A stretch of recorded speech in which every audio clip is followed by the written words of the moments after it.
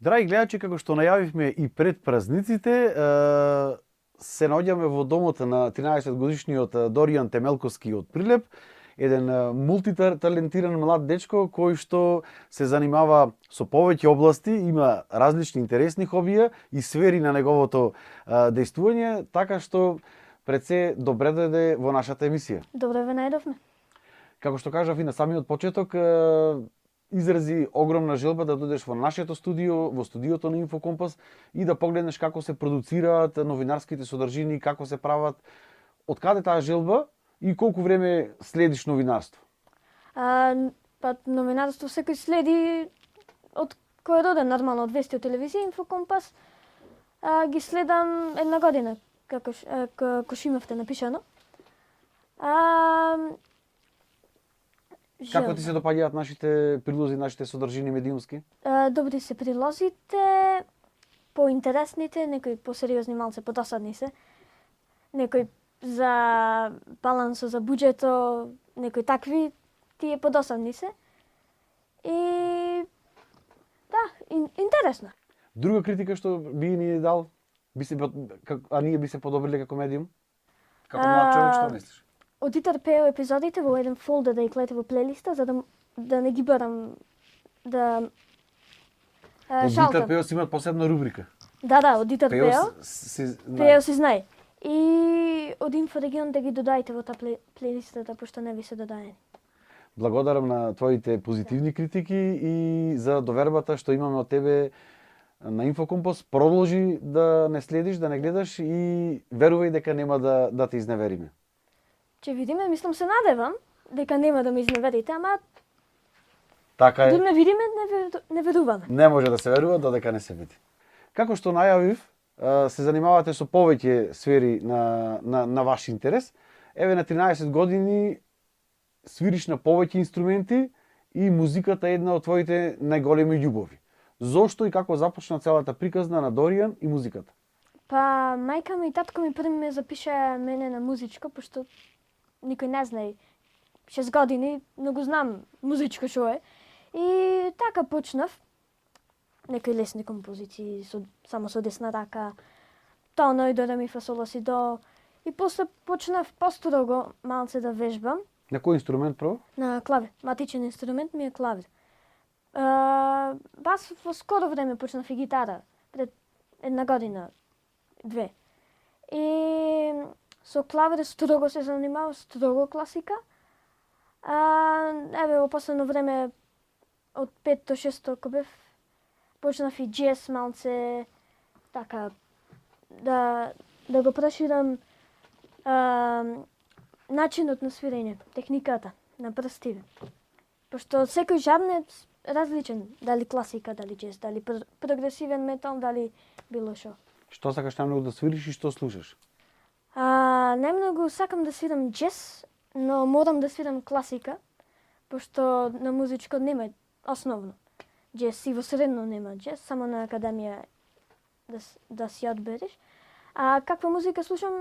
Метал може да се каже, рок и така, некои субжарни треш метал, така, рок-н-рол по-новиот, по-стариот, од Елвис, премињата.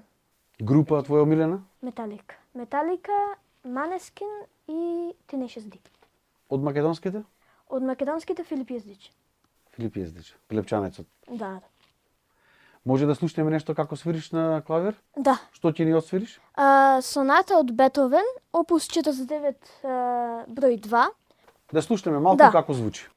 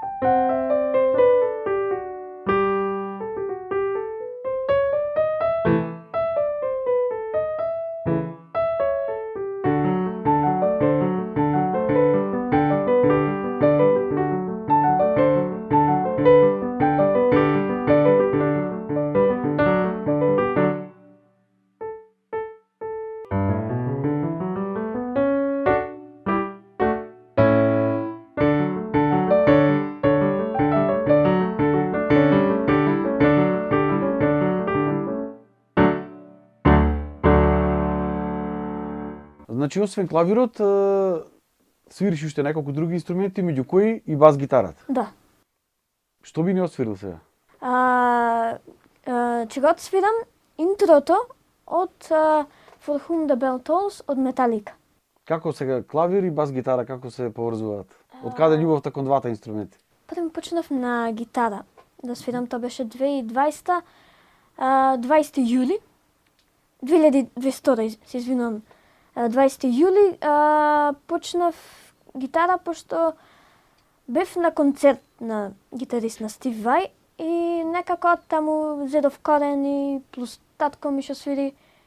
И така некако почнав малце колку да извај звук, па после акорди, па рифој и на YouTube бас први почнав да гледам. И реков, има многу гитаристи во Македонија и во Прилеп. Отида да бидам јас басист.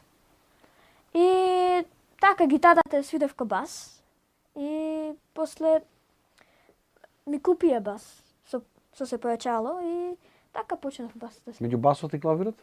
А, Или тешка дилема? клавир, Клавир. да. Ајде да слушнеме како звучи For Whom the Bell Tolls.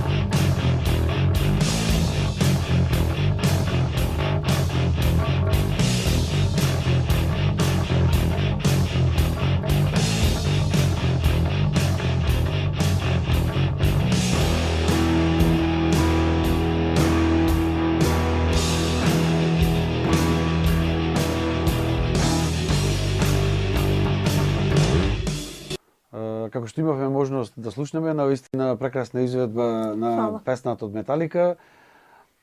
Претходно кажавме дека друго твое поле, друга сфера на интерес, малку чудно искрено, па дури за мене, иако сум новиден на 13 години, некој да се занимава, односно да го интересира политиката. А да не е политичар. А да не е политичар, па и на 13 години. Политичар? Зошто ти се досаден такви фаци да ги следиш? А, Се шалам, значи политиката е на сериозна наука, каде што навистина треба да му се посвети човек, па дури ако има желба и од твои 13 години. Со политиката започнав, гледав на YouTube соопштинава со некои работи, седници гледав и така малце се заинтересирав. И реков, отида да не видам во Собраниево. Што согласен. Пошто во општина, за општина бе, а во Собраниево малце По национални Да. проблеми и теми се обработуваат. И почнав да гледам на Собранискиот канал? на Собраниски канал на телевизија, на YouTube и почнав да ги следам левица, пошто тие се поинтересни и ги чепкаат две партии. Двете поголеми партии. И сега со интерпелацијава што беше за председател на комисија за социјална работа и млади беше. Или Значи, Редоути. буквално следиш се што се дешава. Да. И што беа поднесени само од левица беше прифатена интерпелацијата останативе од Европскиот фронт, да кажеме поново, не беа. 4 интерпелации за министри и заменик министер. Само или Редоути таа интерпелација беше присвоена, пошто од сите најлогично ми беше таа, не дека од левица ги поддржувам левица и само за левица, само тие кажува правилно, не. Некој пат никој не е перфектен и нема да каже се како што треба и нема на секого да му се бендисата. Така започнав со политика, да гледам Твоја оценка за политичката сцена во Македонија? 5 од 10. За сите партии? Или за владата? За владата, работењето на владата. За останатите За овие партии. месеци? Да. Добре. Останатите партии интервјуот ќе трае 2 сати. Што ти пречи најмногу во моментално во политичкиот систем во Македонија, во општественото делување на политичките партии? Како млад човек, што би сменил ти? Многу би сменил. Како прво, построги правила и построги казни кои што ќе делува. Не пишани се во кривичниот законник, ама не действува. И построги казни, да се развие инфраструктурата, иновации, да има поддршка за младите, за културата, за историјата, која што е доста спорна тема. И првин треба да се среди договор со Бугарија и меѓународната политика за да се справи историјата. Би сменил внатрешна политика со армијата, економијата би требало да се поразвија. Значи тоа се тие главни фактори зашто твоите врсници и малце повозрастните ја напуштаат Македонија за жал. Се повеќе и повеќе. Да. Во класов сме 11 деца. Во моје време беа 33. Беа? Значи таа е разликата. Да. И стварно е жално да се гледа такви куќи направени за тука живот, така оставени. Имаш надеж дека ќе се смени нешто во Македонија? Надеж секој пат треба да си има и нека се смени. До не видам, не верувам. Ама Дали? надеж имам. Би влегол во политика во иднина. Сте си размислувал на тема? Како план Б, да. Како план Б? План А, музиката? Музика. А може би АБ? А може и АБ. Да. Интересно е тоа што освен македонската политичка сцена, ја следиш и странската политичка сцена. Сега имавме избори во Америка, како што ми спомна пред почетокот на овој интервју дека ги следеш и дебатите Трамп-Бајден. Да. Зошто? Што те интересира во Америка? Па дури и француската политичка сцена ја следиш.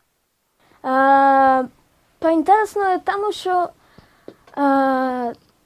се работи за не како само национална дебата како тука, што се туку е интернационална дебата, пошто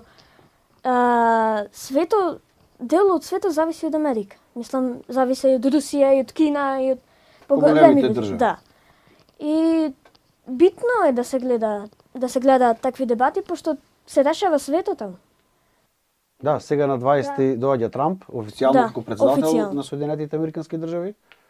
Што очекуваш, бидејќи ги следиш тие такови? Па Каков курс би зазела Америка на повеќе прашања? Се, како што видовме со Трамп, со Гренланд и со Панамскиот канал, малце ме зачуди, пошто влезе во колонистичките води Трамп, не го очекував тоа. Мислам, очекував од републиканец, нормално, ко патриот, само националист да се поддржува Америка, но да колонизира други земји за... Може популистички изјави се Да. само? Или би ги спровил како чекор?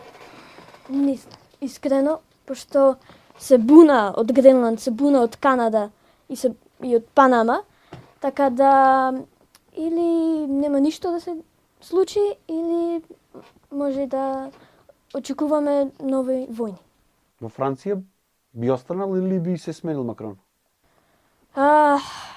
Макрон и да остане и да се смени, него нема да му менува, поради тоа што како председател добија пензија, добија такви привилегии и бенефиции. Зборуваме за политиката. Да. Тоа е, не видам, не ведам, тоа е тешко прашање, поради тоа што има и поддржувачи на Макрон, но има и се нови луѓе се појавуваат во политичката сцена, како што видовме од Макрон партијата во изборите парламентарните што беше втора. Курсот на Европа оди кон левица или кон десница? Може да се каже и на двете.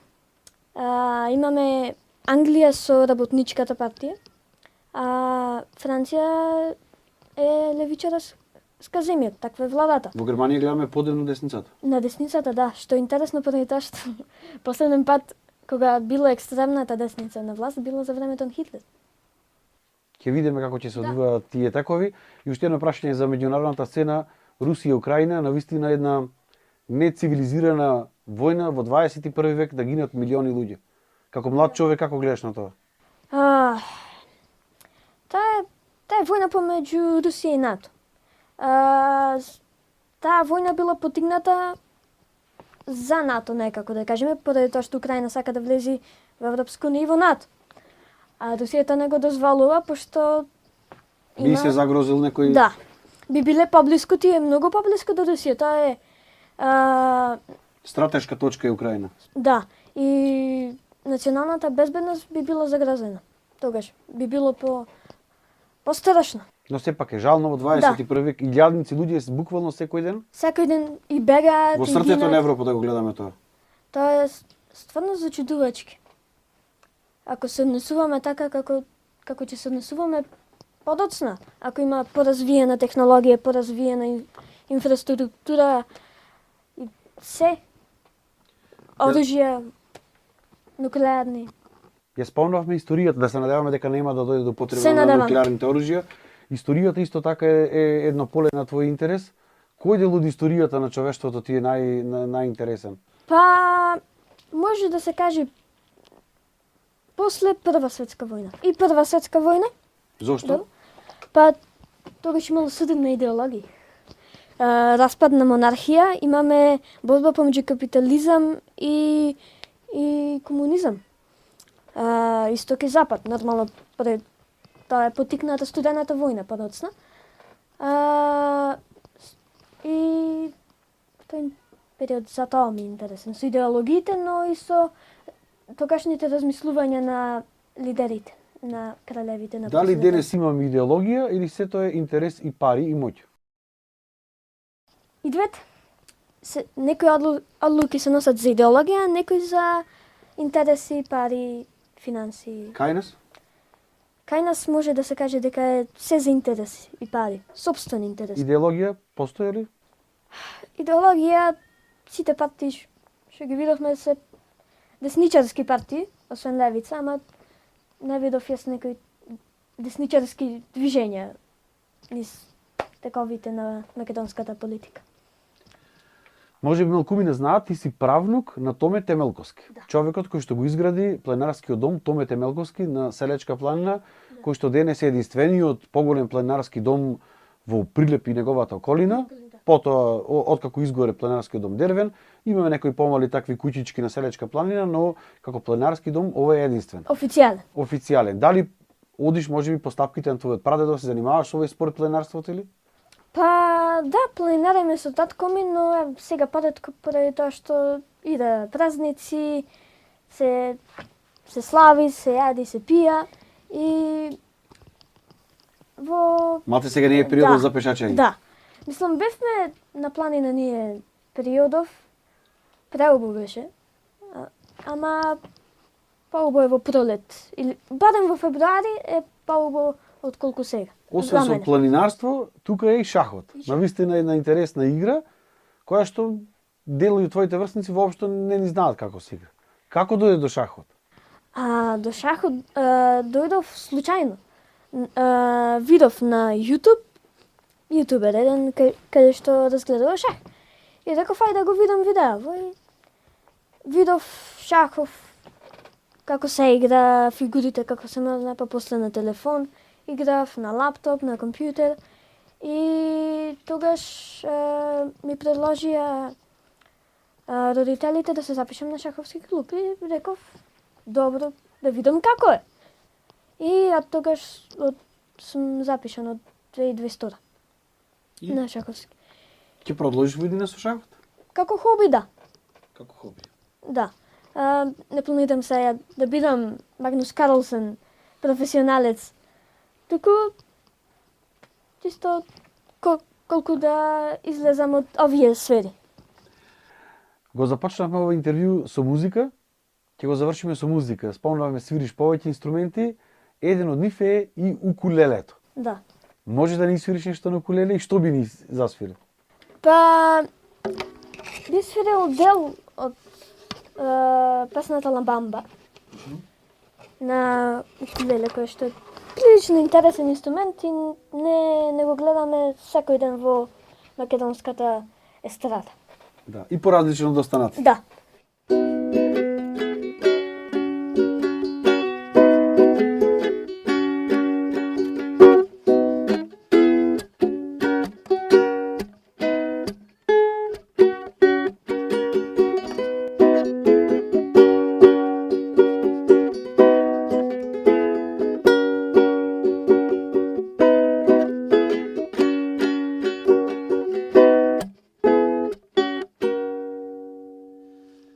Драги гледачи, тоа беше интервјуто и разговорот со младиот и талентиран 13 годишник Доријан Темелковски од Прилеп. Се надевам дека ова интервју и сите негови сфери на интерес ви беа интересни.